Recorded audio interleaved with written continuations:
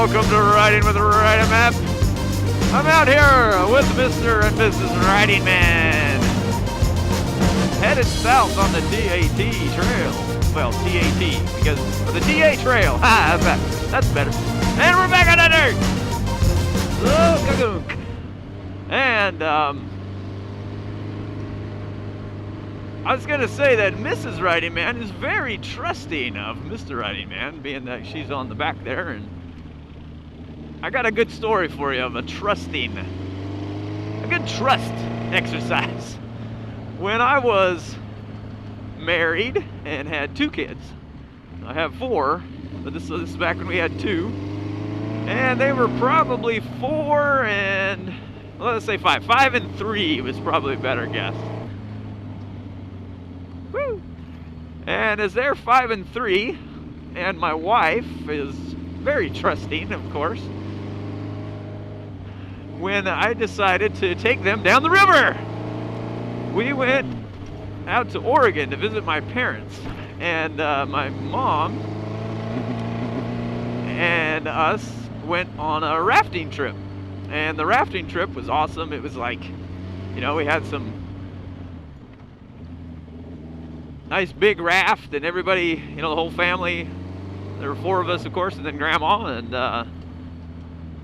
let's see, we were on the Rogue River in Oregon, and the sections that we had were, you know, it was kind of lazy-daisy for most of the trip, and then you'd have some rapids every now and then, and the rapids were a lot of fun. Everybody had a blast, and, you know, we just loved it.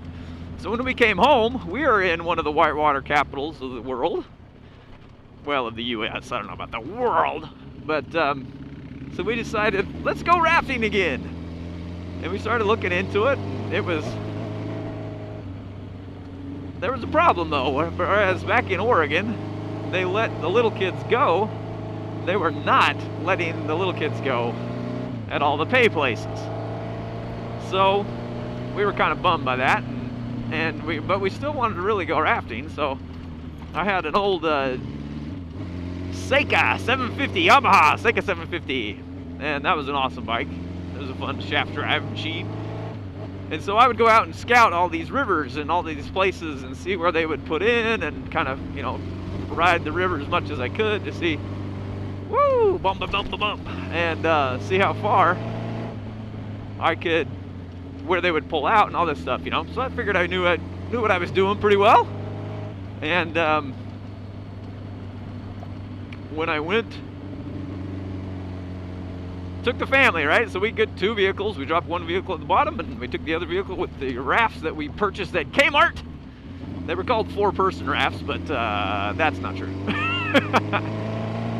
I don't know if you've had the experience that I have, but if you buy tents or rafts, never believe what they tell you as far as the personnel, how many people can fit in those things.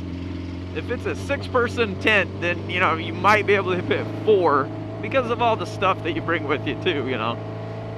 I mean, if you had 6 little people with nothing but sleeping bags and your end-to-end sausage in there like sardines, then yeah, that'll work. But you know, for comfort and actual living space or camping space, you just can't go by that. And apparently rafts are the same way.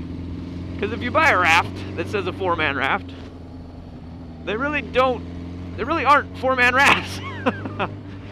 So, anyways, we bought 2 of them. One for me and one of my sons, and one for my wife and one of the other sons, you know. So we were just gonna go like that, and it was awesome.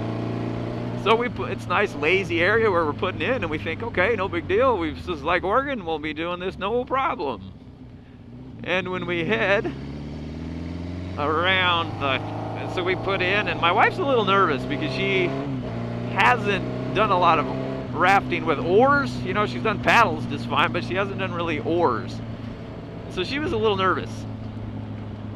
And I thought, no, she'll be fine. Look at this. This is lazy river. We won't have any issues, and she'll get the hang of it, you know, before we run into anything major. So we put in, and we go about a football field, and then we turn. And when the river turns, everything turns to rapids. It's just blue everywhere, all over the place. And she's a little panicked, and of course my son that's with her, the older one, is very panicked because of the way that she is panicked. And but we were able to yell at each other, and I was able to get close to him, and we were able to get together in the middle and make a new plan. So we ended up roping both of the rafts together and sitting on the ends like you do like in the raft trips, you know. And that worked out way better. But it was not like Oregon at all. All of the rafts, or all of the rapids, it was more rapids than it was peaceful calm. Way more. I mean, it was like peaceful calm a quarter of the time, and almost all of that was at the end. So it was pretty exciting. I tell you what, it was pretty exciting. And when I talked about at the beginning here about trust, well, my wife and kids, they trusted me, you know, that I knew what I was doing. And that was a life lesson learned, that and you know, everything turned out fine. But my wife said that she never complained, she never freaked out. Once we were rafted together, everything was way better. And she decided, but when it started to get dark and and we're still not where the car is, she was getting she never said anything, but she was a little worried. And luckily, you know, we made it before it got dark, but it was dusk. And this is interesting. This is the dustiest I've ever been on this bike.